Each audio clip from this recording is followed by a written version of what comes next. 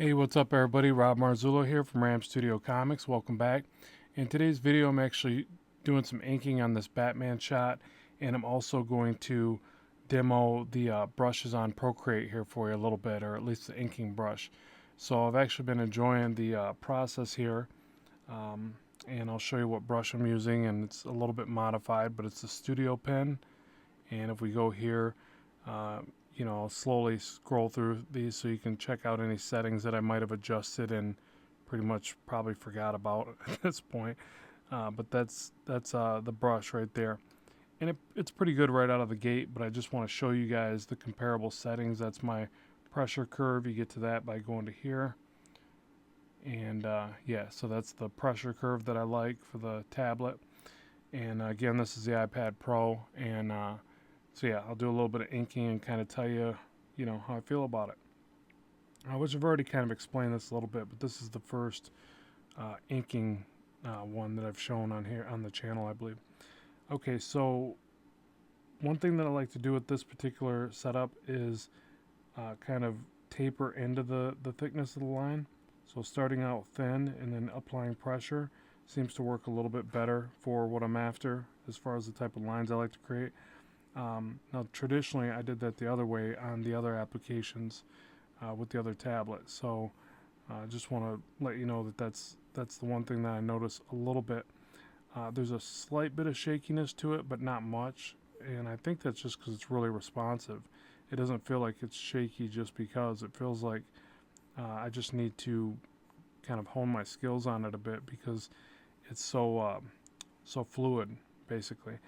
And the other thing is to keep in mind that I did put a screen protector on this, and without that, I would feel a lot more inclined to not feel comfortable inking on it because that little bit of grab that it offers is to me paramount to doing this type of stuff because I need that little bit of resistance to kind of hold the pen back.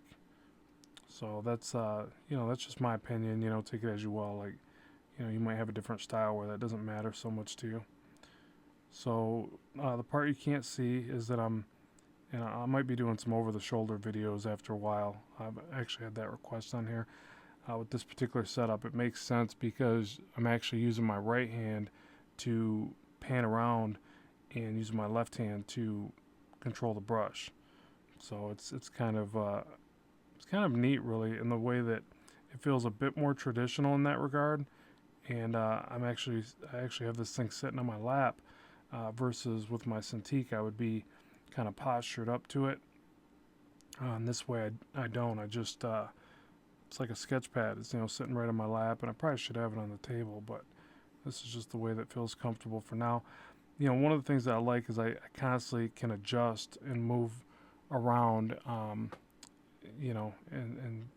kind of switch up the the backbone a bit because if you draw for long periods of time, the stuff gets a little bit taxing. If you're sitting in one particular position or whatever, and that's really the one of the defining reasons why I went after this setup because I was like, you know what, I want something I can hold like a sketch pad and be on the move and move up around the house a bit.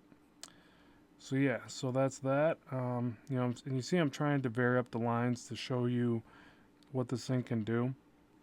So one of the things I like doing when I ink is, uh, doing like a lot of little tapered lines and little differences in the line work. Like for instance, on things like this, I might do these little dots off to the side or whatever. Just any little thing to kind of make it look a bit more designed, I guess.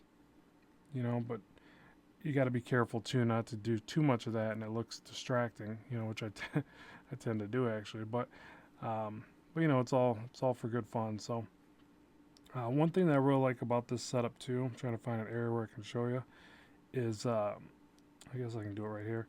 Is spotting in blacks feels really quick. So let's say I get like the shape that I want in this shadow here. I'm touching the screen with, remember that it's 2 fingers on the screen to undo, and then 3 fingers on the screen, tap to redo. And that's really neat. And then, are quick for undos and things like that. The other great thing about that or about Procreate and the way that it does that is it stores like 200 and something undos. So if you're like me and you like try to work something out, try to kind of move past a mistake or something, but then realize it was kind of hopeless and I need to go back, then those 200 something, forgive me, I don't know the exact amount, those 200 something undos come in really handy. So keep that in mind.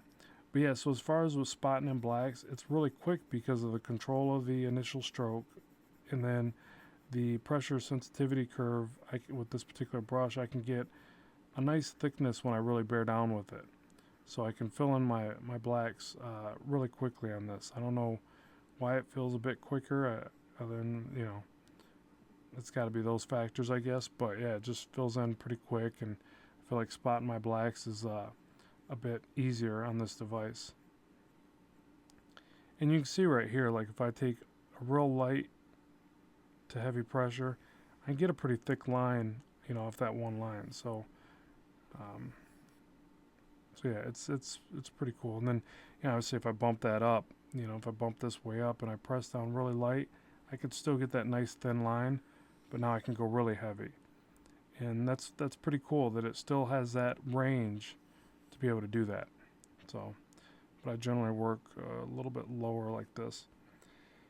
Yeah, and then the other thing that I do, I'll show you the layer setup. I put in a blue flood layer, and then I set that to screen mode. You just click here, and you can get to the blending modes and lighten screen. So in a lot of ways, it's real similar to Photoshop in the way that this all works. And I like doing it this way because I can simply hold this layer, it'll pick up, and I can move it above or below different aspects of the artwork to do my inking. But then the other thing is, you'll see I start adding layers. Some are even white. I'll do some white highlight inks or whatever, and I'll add layers to be able to get in there and kind of experiment and try something. So like right here, maybe I'm a little less sure of what I'm going to do, so I'll add that layer and get in here and try some different brush pulls. Get this brush down a little bit further.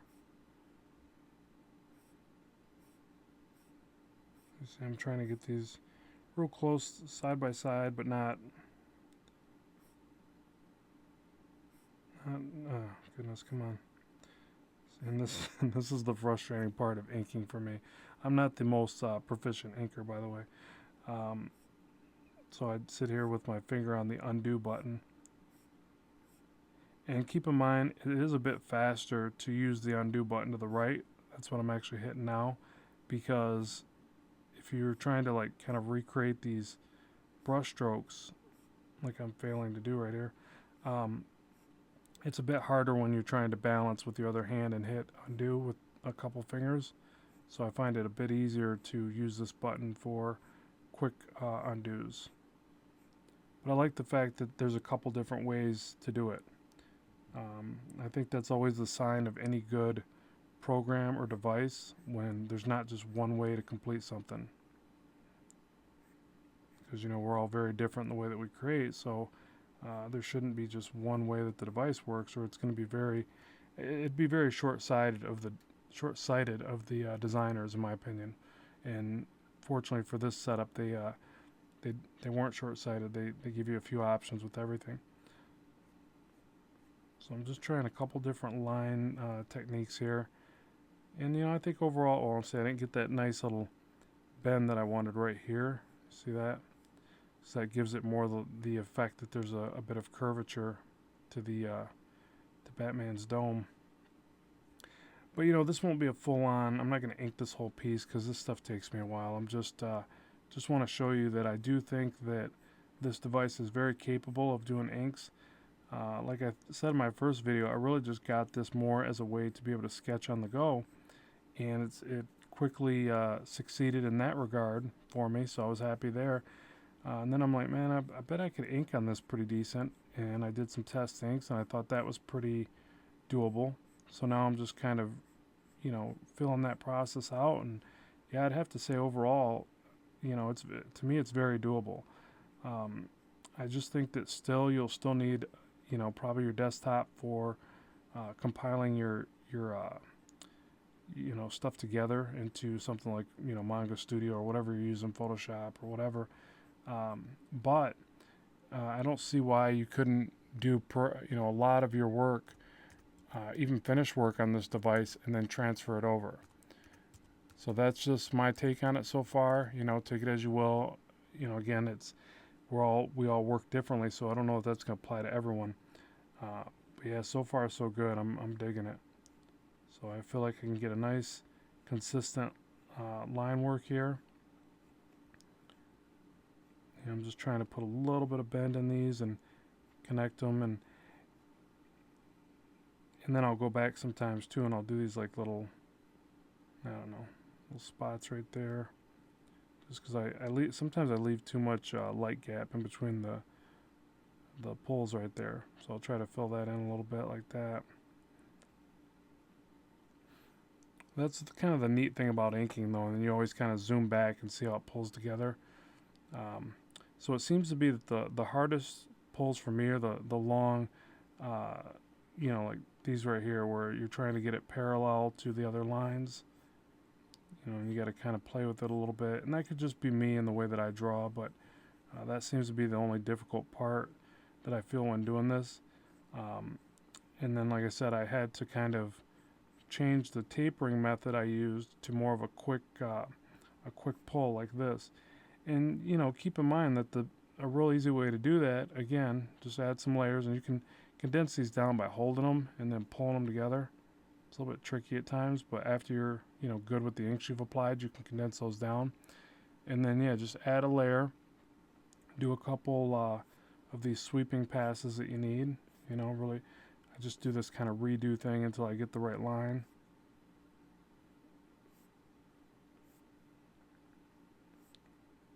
And then if I go over, like say right there, so that's the line I want, but I went over into his cowl or helmet piece, whatever that is, and then just erase back. So you just kind of do that process, and then once you get them all in place, you merge it down, and then you can obviously connect them by filling like this. I went over a little, so I'm still getting used to it, but overall I think it's already pretty good. I mean, I've only had this thing a few weeks too, so the learning curve is not bad on this at all, if any, really. But so anyways, I just wanted to show you a little bit of that. So it's just kind of a behind the scenes of this particular piece and how I'm using it. So you'll see the finished piece on my Facebook and DeviantArt and things like that. So yeah, at any rate, thanks for stopping by and checking this out. I'll have more like Procreate type videos and brushes as time goes on, but right now I'm just not to the level where I can really do that. I'll just share with you the work that I'm doing, and then as it progresses and I get better at it, I'll share more like tutorial based stuff and get more into that side of things. So as always, thanks very much for stopping by. Keep drawing, keep having fun, and I will talk to you soon. Bye for now.